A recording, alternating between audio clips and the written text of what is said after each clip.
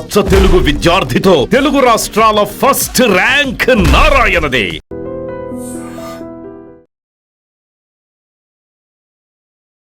I dream చూస్తున్న ప్రేక్షకులందరికీ నమస్కారం. ఈరోజు మనతో పాటు జ్యోతిష్య వాచస్పతి బ్రహ్మశ్రీ పోతుకుచ్చి చంద్రమౌళి శాస్త్రి గారు మనతో పాటు ఉన్నారు. గురుగారితో మాట్లాడదాం. నమస్కారం గురుగారు. ఓం శ్రీమాత్రే నమః. ఓం గణేశాయ నమః.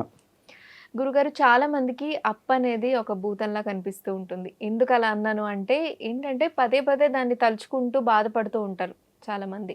ఏంటంటే అప్పులు ఉన్నాయి అని దాని గురించి మనాది పడడం బాధపడుతూ ఉంటారు. అయితే దాని నుంచి బయటపడాలన్నా లేదా ఆర్థికంగా బాగుండాలన్నా ఆధ్యాత్మికంగా మనం ఏమైనా చేసుకోవాల్సిన పరిహారాలు ఉంటే తెలియజేస్తారు. అమ్మ, మన ఋషులు ఎన్నో రకాలైనటువంటి మంత్రాలని ఇచ్చారు, తంత్రాలని ఇచ్చారు, స్తోత్రాలని, శ్లోకాలని ఇచ్చారు. అవన్నీ ఎన్ని చదివినా ఎన్ని ఇచ్చినా ముందు మనకంటూ ఒక ఆత్మస్థైర్యం ఉండాలి. మనస్సుని మనకి మనమే ముందు ప్రిపరేషన్ చేసుకొని ధైర్యాన్ని ఆకలింపు చేసుకోవాలి. మనస్సులో ధైర్యం లేనివాడు అప్పు చేయడు. అప్పు చేసినవాడు మనసులో ధైర్యం లేకపోతే వాడు నిలబడలేడు, కూర్చోలేడు, పడుకోలేడు. అవునా కదా? అంటే మీరు అడిగినట్టుగా మనకున్నటువంటి పంచభూతాలు మనల్ని కాపాడతాయి. ఆ భూతం వేరు. మీరు అడిగారు కదా ఇందాక. మనకున్నటువంటి నరఘోషలు కూడా భూతం లాంటివే. కానీ అప్పు ఎవరు తీసుకొచ్చి మన చేతిలో ఆ మాట అనేటటువంటిది ఎవరు ఇవ్వరు, అప్పు ఇవ్వరు. మనంతట మనమే అవసరాల కోసం చేసుకుంటాం అప్పుని. లేకపోతే కొంతమంది కోరికలతో అప్పుని చేస్తారు. అవునా కదా? అవసరానికి చేసేటటువంటి అప్పు ఎవరైతే చేస్తారో వారి యొక్క పరిధుల్ని దాటి ఒక రకంగా అప్పు చేయరమ్మా. అదే కోరికలతో చేస్తారు చూసారా? ఆ కోరికల వలన చేసేటటువంటి అప్పు వాడు ముందే ప్లాన్ చేసుకుంటాడు. తీరుస్తా, లేకపోతే చేతులు ఎత్తేస్తా. దాన్ని మన వాళ్ళు ఐపీ అని కోర్టుకెళ్ళినా ఎవరేం చేయలేరు. లేదా బెదిరిస్తాడు, లేకపోతే వాడు కాదు వీడు నలుగురిని రౌడీని పంపిస్తాడు అడుగుతున్నందుకు. లేదా పోలీస్ స్టేషన్లో ముందు అప్పు తీసుకున్నవాడే వెళ్ళి వాడు నన్ను చిత్రహింసలు హెరాస్మెంట్ పెడుతున్నాడు, కాబట్టి ఈ రుణ బాధల నుంచి నా వల్ల కాదండి, నేను చచ్చిపోతాను ఇట్లా అడిగితే కనుక అని చెప్పిన వాళ్ళు చాలామంది ఉన్నారు. అవునా కదా? రుణం తీసుకున్నవాడు ఎదురు తిరుగుతాడు. కాబట్టి రుణం అనేటటువంటిది మహాభూతము, మామూలు భూతం కూడా కాదు.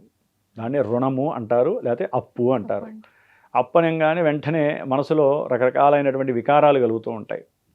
ప్రతి ఇంటిని టచ్ చేయండి, ఎవరో ఒకళ్ళు మాకు ఆ అప్పులు ఉన్నాయి. ఉన్నవాడు అదే మాట. నార్మల్ శాలరీ తీసుకునేవాళ్ళు అదే మాట అంటారు. కోట్ల డబ్బున్న వాళ్ళకి అప్పులు అనే బాధలే ఉంటాయి. దానికి క్రెడిట్ అని కూడా ఇంగ్లీష్లో పేరుంది. అట్లాగే గవర్నమెంట్ జాబ్స్ చేసే వాళ్ళకి అప్పులు ఉంటాయి. అసలు అప్పు లేనివాడు ఎవరున్నారు? మనం పుట్టింది దేనికో తెలుసా? రుణానుబంధాలు తీర్చుకోవడానికి. రుణానుబంధాలంటే ఒక తల్లికి తండ్రికి ఒక కొడుకుగా వాళ్ళిద్దరినీ సేవ చేసుకొని ఆ పుణ్యాన్ని ఆర్జించుకుంటూ పూర్వజన్మల్లో ఏదైనా పాపాలు చేసుకుంటే కనుక తల్లిదండ్రులని సేవ చేసుకోవడం ద్వారా ఆ రుణ బాధ పోతుంది. అంటే రుణ విముక్తుడు అవుతాడమ్మా. అందుకనే తండ్రి డైరెక్ట్గా ఎప్పుడు కూడా కొడుక్కి డబ్బులు ఇవ్వడం, కింద పెడతాడు, లేకపోతే విడిగా. ఇప్పుడు ఫోన్లు వచ్చినాయి కాబట్టి ఫోన్లోంచనే వేయచ్చు, డైరెక్ట్గా డబ్బులు ఇవ్వరు. ఎందుకంటే ఆ తండ్రి రుణానుబంధం కానీ, లేకపోతే ఇతను కూడా తండ్రికి డైరెక్ట్గా డబ్బులు ఇవ్వకూడదు. వీళ్ళ రుణానుబంధం అనేటటువంటిది విడదీయరానటువంటిది తండ్రికి కొడుక్కి. అంతే కదమ్మా? జీవంతో ఆ ఇష్టాన్ని ప్రేమని రంగరించి రక్త సంబంధమే కొడుకు కాబట్టి. అందుకని ధనముతో తండ్రి కొడుకులతో ఎప్పుడూ లింక్ ఉండకూడదు. దాని ద్వారా ఏమవుతుందమ్మా? కొట్టుకున్న తండ్రి కొడుకులు ఉన్నారు, చంపుకున్న తండ్రి కొడుకులు ఉన్నారు. అట్లాగే రోజు తిట్టుకునే వాళ్ళు ఉంటారు, లేకపోతే ఇంట్లోంచి వెళ్ళిపోయినటువంటి వాళ్ళు ఉన్నారు తండ్రి కొడుకుల్లో ఒకళ్ళు. అప్పు తీసుకొని తండ్రి దగ్గర అసలు అప్పేంటి, లేకపోతే కొడుకు దగ్గర అప్పేంటమ్మా? ఇవ్వగలిగితే ఇవ్వాలి. దాన్ని వడ్డీలు తీసుకునే వాళ్ళు కూడా ఉన్నారమ్మా. అసలు ఆ యొక్క బంధము మహా నరకం. వాళ్ళు తండ్రి కొడుకులను కూడా చెప్పుకోవడానికి వీల్లేనటువంటి నరకం. కాబట్టి ఆ రుణానుబంధము తండ్రి కొడుకులకి కానీ, లేకపోతే అక్కా చెల్లెలకు కానీ, తల్లి కూతుళ్ళకి కానీ ఎప్పుడూ ఉండకూడదమ్మా. రక్త సంబంధాలకి రుణానుబంధము ఉండకూడదు. కానీ ఈ అప్పు అనేటటువంటి భూతము కొంతమంది కోరికలని చెప్పాను కదమ్మా. ఒక గృహం కట్టుకోవటానికో, లేకపోతే ఒక స్థలం కొనుక్కోవటానికో. ఒకప్పుడు ఏంటంటే బ్యాంకుల్ని ఆశ్రయించేవాళ్ళు డైరెక్ట్గా. వీళ్ళది ఏదన్నా ఉంటే పెట్టుకొని ఇల్లు కట్టుకునేవాళ్ళు. ఇప్పుడు అట్లా కాదు. మనకి ఫోన్లు వస్తూనే ఉంటాయి. రోజుకి ఒక డజన్ ఫోన్లో వస్తాయి. మేము ఫలానా బ్యాంక్ నుంచి మీకు 1,00,000 రూపాయలు రెడీగా ఉంది అప్పు. లేకపోతే ఎన్నో రకాలుగా, ఒకటే కాదు, ఎన్ని యాప్స్ ఉన్నాయో అన్ని యాప్స్ నుంచి మనకి ఫోన్లు వస్తూనే ఉంటాయి అందరికీ. ఎవరైతే మానసికంగా వీక్గా ఉంటాడో, ఎవరైతే దుర్మార్గంగా ఆలోచించే మనస్తత్వాలు, నేను ఒకరిని అనట్లేదమ్మా, దుర్మార్గంగా ఆలోచించే వాళ్ళు ఉంటారో, దుర్వ్యసనాల వైపు ఆకర్షితుడై డబ్బు లేక ఆల్రెడీ అన్ని చోట్ల అప్పు చేసి అప్పు దొరక్క చివరికి వీటిని ఆశ్రయిస్తారో, లేకపోతే ఇంకొంతమంది ఉంటారు అప్పు చేసే వాళ్ళలో అందరిని అడుగుతారు. అన్నకి తెలియకుండా తమ్ముడిని అడుగుతారు, తమ్ముడికి తెలియకుండా అక్కని అడుగుతారు, అక్కడికి తెలియకుండా చెల్లెల్ని అడుగుతారు, ఇక చుట్టుపక్కల వాళ్ళందరినీ అడుగుతారు, లేకపోతే మా నాన్నగారు మా అమ్మగారు తీసుకోమన్నారని అప్పు అడిగే వాళ్ళు ఉంటారు. అంటే అప్పు చేసేవాడికి ఇది ఒక చైన్ రియాక్షన్గా వర్తించేసి వాడు అప్పు తీసుకొని అందరి చేత వాడేసుకుంటారు. ఒక మనిషినే కాదమ్మా, ఒకటి మెంటాలిటీ అట్లా ఉంటుంది. ఏమవుతుంది చివరికి వాడు అక్కడే ఉంటాడు, చుట్టూ కూడా భూతాల్లాగా వాళ్ళందరూ వెయిట్ చేస్తూ ఉంటారు. ఏదో బాబు నా అప్పు తీసుకున్నావు, ఏది డబ్బులు ఏమని. కొంతమంది రాయించుకుంటారు, కొంతమంది రాసుకోరు. అప్పుడు ఏమవుతుంది, రాసుకునే వాళ్ళు ఏం చేస్తారు, కొట్టడానికి కూడా సిద్ధంగా ఉంటారు. అంటే ఇవన్నీ భూతాలు కాదమ్మా. అంటే అప్పిచ్చిన వాడిని మీరు భూతంగా చిత్రీకరించినట్టేగా తీసుకున్నవాడు. దేనికి తీసుకున్నామంటే దానికి సమాధానం ఉండదు. అదే ఒక గృహం, ఒక భూమి ఉందమ్మా, ఆ భూమిలో అప్పు తీసుకునేవాడు ఒక బ్యాంక్కి వెళ్తాడు, సంతకాలు దానికి 30 కాగితాలు లేకపోతే 300 సంతకాలు ఉంటాయి, చేస్తాడు. అవసరమైతే ఇల్లు తీసుకుంటారు కాబట్టి వీడికి భయం ఉండదు, అవునా కదా. మరి ఒక వెహికల్ తీసుకునే వాళ్ళు ఉంటారు, కొంతమంది పెళ్ళిళ్ళు చేయడానికి కూడా అప్పులు చేస్తారు. ఇక్కడ ఒకటి ఆలోచించాలి ఎప్పుడూ కూడా, అందరూ కూడా, మన దగ్గర ఒక 10 రూపాయలు మన దగ్గర ఉన్నాయమ్మా, మనకు కావలసిన వస్తువు ఒక 40 రూపాయలు వస్తువు ఉంది, మన దగ్గర 10 రూపాయలే ఉన్నాయి. 10 రూపాయలు ఉన్నవాడికి ఆ రుణం ఇచ్చేటటువంటి వాడు ఏమంటాడంటే, మీరు ముందు 3 రూపాయలు కడితే చాలండి, మిగతాది ఒక 3 సంవత్సరాలు 7 సంవత్సరాలు నెలకి ఇంత కట్టాలంటాడు. వీడేంటంటే, అరే ఇంకా నా దగ్గర ఉన్న 7 రూపాయలు మిగులుతున్నాయి, 3 రూపాయలే కదా అని 3 రూపాయలు వెంటనే అదేదో డౌన్ పేమెంట్ అంటారు, అది కట్టేస్తాడు. ఇక వీడు కడుతూ ఉంటాడు చూడండి, 13 సంవత్సరాలు గడిచిన వెనక్కి చూస్తే అప్పు తీరదు. అది ఏదైనా చిన్న వస్తువైనా, ఫోన్ అయినా, చివరికి ఇల్లు అయినా, వెహికల్ అయినా, ఏదైనా సరే. ఇక అప్పు చక్రవడ్డీ, బారు వడ్డీ అంటారు కదా, పెరిగిపోతూనే ఉంటుంది. మహానుభావుడు వెంకటేశ్వర స్వామి కుబేరుడికి ఇస్తూనే ఉన్నట్టుగా అదంటే దైవలీల. అది మన పాపాల కోసము, మనం చేసిన పాపాలన్నీ కూడా హుండీలో వేస్తాం కాబట్టి డబ్బు రూపకంగా అది ఎంతోమందికి అనాథాశ్రయాలకని లేకపోతే వైద్యశాలలకని ఉపయోగిస్తూ ఉంటారు కదమ్మా. అంటే వెంకటేశ్వర స్వామి ఏది ఆలోచించకుండా చేయరు కదా, వాళ్ళ దైవలీలలో అంటారు, వెంకటేశ్వర స్వామి లీల అది. అందుకని అది కథ మనం వెళ్ళి చూడలేదు.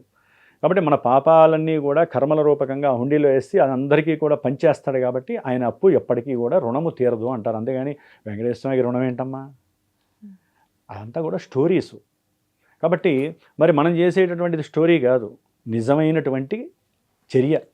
కాబట్టి రుణము చేసేటటువంటి వాళ్ళు మీ దగ్గర ఒక 30 రూపాయలు ఉన్నప్పుడు 10 రూపాయలు చేయండి, 25 రూపాయలు ఉన్నప్పుడైనా సరే 15 రూపాయలు అప్పు చేయండి. అవసరమైతే ఈ వస్తువుని అమ్మైనా సరే అప్పు తీర్చేసేటట్టు ఉండాలి. ఇప్పుడు 25 రూపాయలు పెట్టి ఒక స్థలం కొన్నాడమ్మా, 40 రూపాయలు అప్పు, అది యాక్చువల్లీ 15 రూపాయలు అప్పు తీసుకున్నాడు. వీడు కట్టలేకపోతున్నాడు, గొంతు మీదకి వచ్చింది, నా వల్ల కాదనుకుంటున్నాడు. ఇటు కుటుంబ పోషణే చేస్తాడా, అప్పే తీరుస్తాడా? వెంటనే ఏం చేయాలి, ఇది 27 రూపాయలకో 30 రూపాయలకో అమ్మేయాలి. భూమి అయితే కనుక డబ్బు ఎక్కువే వస్తుంది. లేదా మరీ అవతల వాడు కత్తి పెట్టేశాడు అనుకోండి, ఏం చేయాలి, 23 రూపాయలకి అమ్మేసి 15 రూపాయలు వాడికి తీర్చి మిగతా 8 రూపాయలతో హ్యాపీగా ఒక దైవక్షేత్రానికి వెళ్ళి, నాయన జీవితంలో అప్పు చేయను, నేను అద్దీంట్లోనే ఉంటాను, అయిపోలే. వాడు ఎంత రిలాక్స్గా తింటాడు, ఎంత రిలాక్స్గా పడుకుంటాడు. అదే 3 రూపాయలు డౌన్ పేమెంట్ చేసి దాదాపు 37 రూపాయలు జీవితాంతం నువ్వు నరకం. ఎందుకమ్మా ఇప్పుడు విదేశాలకి చదువు కోసం పంపించలేదమ్మా, ఎంతమంది క్షోభిస్తున్నారు చెప్పండి. పంట పొలాలు తాకట్టు పెట్టిన వాళ్ళు, పెద్ద పెద్ద బంగ్లాలు తాకట్లు పెట్టి 25 లక్షలైనా వాడికి భూతద్దంలో చూస్తే 25 కోట్లతో సమానం. నార్మల్ వాడికి 60 లక్షలు 40 లక్షలు. అక్కడ కాలేజీలు రకరకాల ఉంటాయి కదా, పెద్దవి చిన్నవి ఉంటాయి కదా. అవన్నీ ఏంటంటే అది కోరికని నేను అన్నమ్మా. మనం కూడా ఒక ఉన్నతమైనటువంటి వ్యక్తుల్లో మనం కూడా ఒకళ్ళగా ఉండాలని చెప్పి ప్రతి తల్లి తండ్రి, అమెరికా అదేం చెడ్డది కాదు, అమెరికా అది కూడా మంచి చదువైనటువంటి ప్రదేశము, అక్కడ చదువు స్థానంలో చూద్దాము అని పంపిస్తారు. ఎందుకంటే ఆల్రెడీ వెళ్ళిన వాళ్ళు బహుకోటీశ్వర్లు కూడా ఇక్కడ ఉన్న వాళ్ళు లేరంటారా? కాలమానంలో కాలం అనుకూలించక ఇప్పుడున్న 4-5 ఏళ్ళ బట్టి పంపించిన వాళ్ళు పాపం వాళ్ళకి ఉద్యోగాలు లేక, ఇక్కడ రుణము అక్కడ బతకడానికి రుణాలు చేసి ఏం చేయాలో తెలియక 4 ఏళ్ళైన ఉద్యోగాలు లేక 5 ఏళ్ళైన ఉద్యోగాలు లేక తిరిగి వచ్చేవాళ్ళు ఉన్నారు, తిరిగి వచ్చిన వాళ్ళు ఉన్నారు. ఆల్రెడీ 20 ఏళ్ళు అక్కడ గ్రీన్ కార్డు ఉండి ఉద్యోగాలు లేక వచ్చిన వాళ్ళు నాకు ఇంతమంది ఫోన్లు చేస్తారు కదా, వచ్చేసేయండి. అంటే రుణము ఉన్నవాడిని ఉన్న చోట ఉంచదు, ప్రశాంతంగా తినివ్వదు, ప్రశాంతంగా పడుకోనివ్వదు. ఇప్పుడు రుణం ఉన్నవాడు అవతల వాడితో మాట్లాడుతున్నప్పుడు అవతల వాడు తెలుసు అనుకో, వీడి రుణం, అమ్మో వీడు ఎక్కువసేపు మాట్లాడితే నన్ను ఎక్కడ డబ్బులు అడుగుతాడో అని చెప్పి, అరే బాబు నాకు ఇంట్లో ఫోన్ వచ్చిందిరా, లేదా ఇంట్లో వాళ్ళు రమ్మన్నారని పరిగెడతాడు ముందు. అంటే అవతల వాడు మంచివాడు కూడా చెడ్డవాడిని చేసేది ఏంటంటే నీకున్న రుణం. వీడు కూడా ఏంటంటే నిదానంగా ఒక మంచి బిర్యానీ తింటూ లేకపోతే ఒక టీ తాగుతూ వీడి సమస్యలు చెప్తూ అరే బాబు నీ దగ్గర ఒక 10,000 ఉంటే ఎవరా నీకు మళ్ళీ ఇస్తానంటాడు. అయిపోయి వాడికి ఉన్న బంధము 25 ఏళ్ల స్నేహత్వ బంధము ఈ అప్పు అనే భూతంతో వెళ్ళిపోతుంది. అంటే మీరు భూతం అన్నారు కాబట్టి ప్రతిదీ భూతమే. బంధువుల్ని దూరం చేస్తుంది అప్పు, భార్యాభర్తల్ని దూరం చేస్తుంది. అప్పు తీసుకున్న వాడికి ఏమంటారు, ఇంట్లో కొంతమంది లేడీస్ అప్పు చేస్తారు మగవాడికి తెలియకుండా. వీడు తీర్చలేక చస్తూ ఉంటాడు, వీళ్ళు ఇంకా దాన్ని చేస్తూనే ఉంటారు. మగవాడు అప్పు చేస్తాడు, స్త్రీకి ఒక సందర్భం 10 లక్షలు దాటాక తెలిసేసరికి వీళ్ళిద్దరి మధ్య గొడవలై ఏమవుతుందమ్మా, వీడు చేసిన రుణము వీళ్ళ మధ్య ఉన్నటువంటి సంబంధాన్ని చించేసి ఎడబాట్లు కలుగు చేసి కుటుంబంలో రోజు గొడవలు, వీళ్ళ కోపం వచ్చి సరైన తిండి పెట్టక వీడికి నిద్ర పట్టదు, ఇంట్లోంచి వెళ్ళిపోతాడు, దుర్వ్యసనాల పాలవుతాడు. అంటే ఇదంతా ఎవరి వలన వస్తుంది, రుణము అనేటటువంటి భూతం వలన. ఇది సర్వసాధారణంగా అందరి కుటుంబాల్లో సాధ్యమైనంత వరకు కోరికలతో చేసేటటువంటి అప్పు వలన విడిపోయినటువంటి కుటుంబాలు ఉన్నాయి, కొట్టుకున్న వాళ్ళు ఉన్నారు, చంపుకున్న వాళ్ళు ఉన్నారు, కోర్టు కేసులు అనుభవిస్తున్న వాళ్ళు కూడా కోరికలతో చేసినటువంటి అప్పు అనేటటువంటి రుణభూతమే. కానీ అవసరానికి చేసుకున్నవాడు, ఇందా నేను చెప్పాను చూసారా, 25 రూపాయల నుండి 15 రూపాయలు అప్పు చేసి అవసరమైతే అప్పు తీర్చేసి హ్యాపీగా పడుకుంటాడే, అసలైన అవసరం ఉన్నవాడు ఆ పని చేయాలి. అవసరమైతే బంగారం అమ్మేసి అప్పు తీర్చుకొని పడుకోవాలి, మళ్ళీ కొనుక్కుంటాడు. అంతేనా కదా? అంటే భూతాలు, దయ్యాలు, పిశాచాలు మనకు వద్దు. మనకి ధనలక్ష్మి కటాక్షం 10 రూపాయలు ఇస్తే ముద్దుగా ఆ 10 రూపాయలని భిక్షగా స్వీకరించి హ్యాపీగా ఆనందంగా డబ్బులు ఉన్నప్పుడు బిర్యానీ తినాలి, లేకపోతే డబ్బులు లేనప్పుడు ఇంట్లో చద్ది మూట అది అంటారు కదా, పెరుగన్నం తినాలి. చాలదమ్మా, కడుపు నిండడం ప్రధానం కదా. కాబట్టి వాళ్ళని చూసి మనం కూడా అప్పు చేయాలి అనే భావన ఎవరికైతే ఉందో, ఇప్పుడు ఎక్కువగా సెల్ ఫోన్స్కి, బండ్ల వెహికల్స్, మోటార్ వెహికల్స్కి అప్పులు ఎక్కువగా ఇచ్చేవాళ్ళు అయ్యేసరికి ప్రతి వాళ్ళు కూడా వెహికల్స్ తీసుకుంటున్నారు. ఏమవుతుందమ్మా, కట్టేవాళ్ళు తక్కువ అవుతున్నారు, ఉద్యోగాలు లేక మానసిక క్షోభతో పాటుగా వీళ్ళకు ఉన్నటువంటి కీర్తి, గౌరవము, ప్రతిష్ట, 100 కోట్లు అప్పు చేసి బిజినెస్ పెట్టిన వాళ్ళు కూడా నట్టేట మునిగిన వాళ్ళు ఇంతమంది ఉన్నారమ్మా. నాకున్న 30 సంవత్సరాల్లో నేను ఎంతోమందిని చూశాను. శనిగ్రహ దోషాలు వచ్చినప్పుడు, ఏలినాడు శని బాధలు వచ్చినప్పుడు ధన్మన పడిపోతారు. అంటే ఏం చేస్తాడు శని, చూస్తూ ఉంటాడు అప్పటిదాకా, అరే చేయి మహకరా అని ఆయన చెబుతాడు, మనకి వినపడదే, ఆయన కిరణాల ద్వారా మనకి వినపడదు. అప్పుడు ఏం చేస్తాడు వీడు, అప్పు చేస్తూ నేను పెద్ద బిజినెస్ మ్యాన్ అనుకుంటాడు.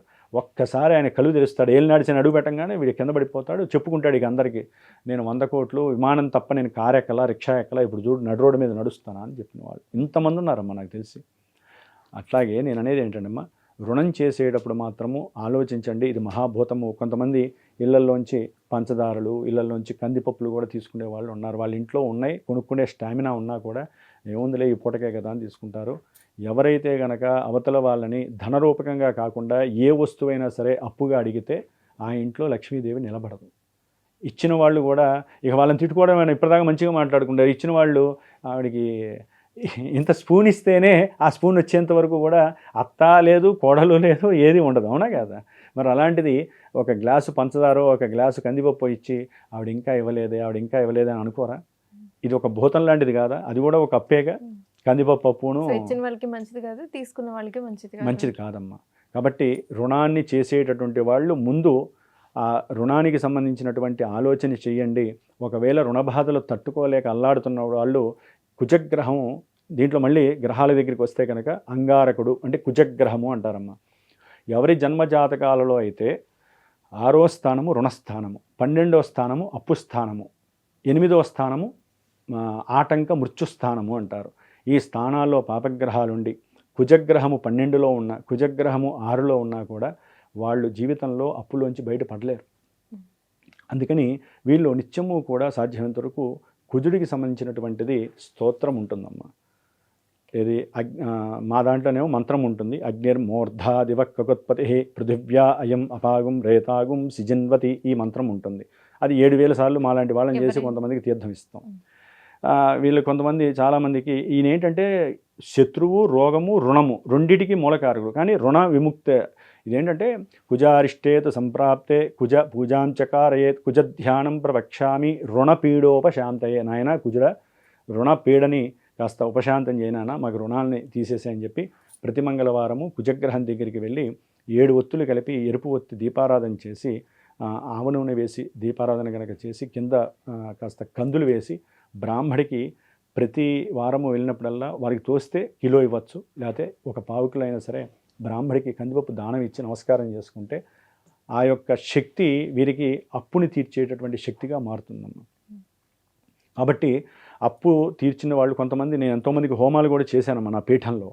అప్పులు విపరీతంగా అయిపోయి ఏం చేయాలో తెలియక ఎంతోమంది ఎన్నో గండాలని దాటి ఇంకా మా వల్ల కాదండి అనుకున్న వాళ్ళు వచ్చిన వాళ్ళు ఉన్నారు. అలాంటి వాళ్ళకి రుణ విమోచన పాశుపత రుద్రహోమం అని ఉంటుంది. మనకి అన్నింటిలో కూడా దాదాపు పాశుపత రుద్రహోమం పరమేశ్వరుడికి సంబంధించింది.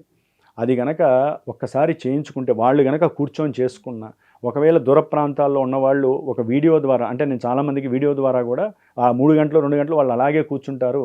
వాళ్ళకు మంత్రం ఇస్తే వాళ్ళు చదువుతూ కూర్చొని ఈ హోమాన్ని కనుక చూసిన, లేకపోతే దగ్గరున్న వాళ్ళు వాళ్ళంతటా వాళ్ళు వాళ్ళ ఫ్యామిలీ వచ్చి కూర్చొని ఈ రుణ విమోచన పాశుపత రుద్ర హోమాన్ని కనుక ఆచరించినట్లయితే తప్పనిసరిగా దానికి సంబంధించినటువంటి ద్రవ్యాలు వేస్తూ ఆ హోమాన్ని మనస్ఫూర్తిగా ఎవరైతే చేస్తారో తప్పకుండా ఆ యొక్క విమోచనం కలుగుతుంది. రుణ విమోచనం చిన్నవాళ్ళైనా, ఎందుకంటే హోమాలు ఏమి లక్షల్లో ఉండవమ్మా, కోట్లల్లో లక్షల్లో ఉండవు. ఎవరి స్టామినాకి తగ్గట్టుగా వాళ్ళు చేసుకోవచ్చు. ఆ హోమానికి ముందు కుజగ్రహ వేదమంత్రాన్ని నేను 7000 సార్లు 2 బ్రాహ్మలతో చేయించి క్షీరతర్పణాలు వదిలించేసి కుజగ్రహానికి సంబంధించినటువంటిది హోమం చేపిస్తాం. ఆ భస్మాన్ని పెట్టుకొని ఎవరైతే రుణ విమోచన అంగారక స్తోత్రం అని చాలామందికి తెలుసు, అది గనక 70 రోజులు ఈ భస్మాన్ని పెట్టి ధరించుకొని అది చేస్తారో నిదానంగా తగ్గిపోయే అవకాశము ఈ యొక్క కుజగ్రహ అనుగ్రహం దొరుకుతుంది. లేకపోతే వాళ్ళ జీవితాంతము వాళ్ళ యొక్క జన్మజాతకంలో ఉన్నటువంటి కుజగ్రహ ప్రభావంతో పాటుగా ఈ శని ప్రభావం తోడైతే అది కాస్త ఇంత దూరంగా మారుతుంది. సంవత్సరంలో తీరాల్సిన ఉప్పు 10 సంవత్సరాలు అవుతుంది. శని లేటుగా ఉంటాడు కాబట్టి ఎన్నో ఉంటాయమ్మా మర్మగర్భాలు జాతకంలో. అవి సరైన గురువుని ఆశ్రయించి వారికి ఉన్న సమస్యను చెప్పుకొని వారి జన్మజాతక పరిశీలన చేస్తే ఏది కరెక్ట్గా జరుగుతుంది. అంతేగాని మనం చిన్న చిన్న పరిహారాలు చెప్పినంత మాత్రాన, చిన్న చిన్న పరిహారాలతో ఏ అప్పులు తీరవు, ఏ లక్ష్మీదేవి వచ్చి పడదు. దానికి తగ్గ రెమెడీ చేసుకోగలిగే స్టామినా ఉంటేనే 10 రూపాయలు పోతేనే 100 రూపాయలు వస్తాయి. అవునా కదా? ఇప్పుడు ఏదైనా అంతే కదమ్మా, ఎక్కడైనా సరే 10 రూపాయలు పెడితేనే కదా వాడికి 100 1000 వచ్చేది, లేదా 10 రూపాయలు పోతుంది. కానీ మన యొక్క సనాతన ధర్మంలో మనకున్నటువంటి ఋషి పుంగవులు ఇచ్చినటువంటి ధర్మశాస్త్రంలో, ఈ వేదశాస్త్రంలో, జ్యోతిష శాస్త్రంలో ఎవరైనా ఒక పూజని కానీ, స్తోత్రాన్ని కానీ, హోమాన్ని కానీ, అభిషేకాన్ని కానీ ప్రదక్షిణాలు చేస్తే ఆ పుణ్యము వెంటనే రాకపోయినా ఎక్కడికి పోదు. 10 రోజులకో 20 రోజులకో నెల రోజులకో కంపల్సరీ కాలము వాళ్ళ చేతిలో తీసుకొచ్చి పెడుతుందరే, నువ్వు నాకు పూజ చేసేవరా తీసుకోపో అని. ఎట్లా? వాళ్ళ విదశలో, సూక్ష్మదశలో, అంతర్దశలో అలా చేంజ్ అవుతాయి కదా, ఆ సమయంలో వీళ్ళు చేసిన పుణ్యం వస్తుంది. లేకపోతే అవి వస్తూ వెళ్తూ ఉంటే ఈ రైలు ఆగనట్టుగా చిన్న చిన్న స్టేషన్లో రైలు ఆగవు కదా, ఆయన వస్తూ ఉంటే ఆ కిరణాలు వీళ్ళని చూసుకొని వెళ్ళిపోతుంది. వీడు పూజ చేసినా హోమం చేసినా ఆ కిరణాలు వాడి మీద పడి, అరే నా హోమం చేసినే కదా కాబట్టి వీడికి నేను అప్పుల బాధ తీర్చాలి. ఇట్లా మనం అన్వయించుకుంటే అమ్మా లౌకికమైనటువంటి ఎన్నో భాషల్ని కూడా మనం అవలంబన చేసుకొని మనకున్న సమస్యల్ని నివృత్తి చేసుకోవడానికి మన శాస్త్రాలలో ఎన్నో పూజలు, ఎన్నో వ్రతాలు, ఎన్నో హోమాలు ఉన్నాయి. ఆశ్రయించి చేసుకోవడం ద్వారా మాత్రమే ఈ రుణము అనేటటువంటి మహాభూతము దూరం చేసుకునేటటువంటి అవకాశం లభిస్తుంది. మహాగణపతికి కూడా ఒక మూలమంత్రం ఉంటుంది. ఆ మూలమంత్రంతో కూడా హోమాలు చేసుకొని విఘ్నాలు లేకుండా బయటికి వెళ్ళిన వాళ్ళు చాలామంది ఉంటారమ్మా. ఏదైనా పెద్ద పెద్ద వ్యాపారాలు కానీ, వస్తువులు కానీ, ఇల్లులు కట్టేవాళ్ళు ఈ రుణము చేయాలి, అది ప్రైవేట్ బ్యాంకా గవర్నమెంట్ బ్యాంకా అనేటటువంటి వాళ్ళు పెళ్ళిళ్ళకైనా సరే ఒకళ్ళు ఎవరైనా సరే ఒక 10 లక్షలు అప్పు చేస్తే దానికి తగ్గట్టుగా కొంతైనా సరే ఇలాంటివి మళ్ళీ తొందరగా మాకు రుణం తీర్చే శక్తిని ఇవ్వమని ఇందాక నేను చెప్పిన హోమాన్ని కనుక ఆచరించుకొని ఆ భస్మాన్ని పెట్టుకుంటే వాడికి 10 లక్షలు ఒక 4 సంవత్సరాలు కట్టాల్సింది ఒక 40 నెలల్లో కూడా వాడు తీర్చుకునే శక్తి ఆ గ్రహం ఇస్తుంది. నిండా మునిగిన తర్వాత మనం పైకి రావాలంటే కష్టం కదా, ముందుగానే మనం అర్జీ పెట్టుకోవాలి, నాయన నేను ఇల్లు కట్టుకోవడానికి నీ యొక్క అప్పు తీసుకుంటున్నాను కాబట్టి నేను ఈ హోమం చేస్తున్నాను, తొందరగా నా రుణము నివృత్తి జరగాలి అని ఆ అప్పు తీసుకునేటటువంటి ముందు రోజు 20 రోజుల ముందు వాళ్ళు అలా హోమం చేసుకొని ఆ భస్మాన్ని పెట్టుకుంటూ అప్పు తీసుకున్నారనుకోండి దెబ్బమ్మడికి వెళ్ళిపోతాయి అప్పులు. విన్నారు కదా గురుగారు చెప్పిన పరిహారాలు. మీకు కూడా జన్మజాతక పరిశీలన చేసుకోవాలి అనుకుంటే స్క్రీన్ మీద కనిపిస్తున్న నెంబర్కి కాల్ చేసి గురుగారిని కాంటాక్ట్ అవ్వండి. ధన్యవాదాలు గురుగారు. శుభమస్తు.